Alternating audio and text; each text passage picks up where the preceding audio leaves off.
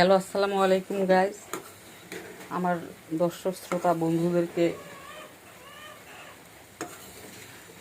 সম্মান জানাই এবং শ্রদ্ধা করি, ভালোবাসি। তাই আমি সব কিছু আমার দর্শকদের সঙ্গে শেয়ার করি। আমার টিকটক ভাই বোনদের সঙ্গে, ফেসবুক ভাই বোনদের সঙ্গে, ইউটিউব ভাই বোনদের সঙ্গে, সবার সঙ্গেই শেয়ার করি। আসলে আমি তো আপনাদের মতো কথা গুছিয়ে বলতে পারি না, যতটুকু পারি সেই ততটুকুই আমি বলি।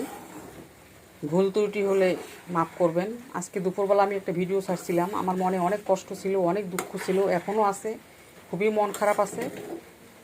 তখন আমি যদি আপনাদের সঙ্গে আমি এই শেয়ারটা না করতাম বা আপনাদের কাছে না বলতে পারতাম, তাহলে হয়তো বা আমি হার্ট স্ট্রোক করে মারাও যেতে পারতাম।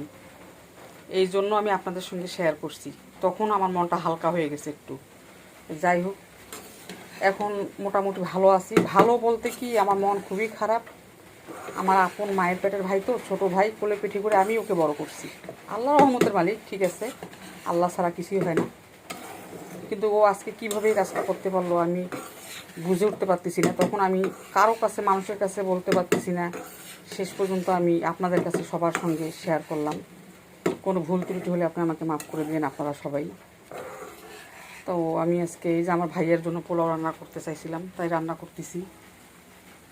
এই দেখেন, আর গরু মাংস, খাসির মাংস আছে ফ্রিজে, দেখাবো আপনাদেরকে, রান্নাটা করে পরিবেশন করব, দেখাবো। ঠিক আছে, ভালো থাকবেন। আমি যদি কোনো ভুল করে থাকি আমাকে মাফ করে দিন আপনারা সবাই। আল্লাহ হাফেজ। ও সরি, একটু ভিডিওটা দেখবেন, আমার পোলাও রান্না করা ভিডিওটা দেখবেন, শেয়ার করবেন, লাইক দেবেন, সাবস্ক্রাইব করে দিন প্লিজ প্লিজ প্লিজ। আল্লাহ হাফেজ, সবাই ভালো থাকবেন।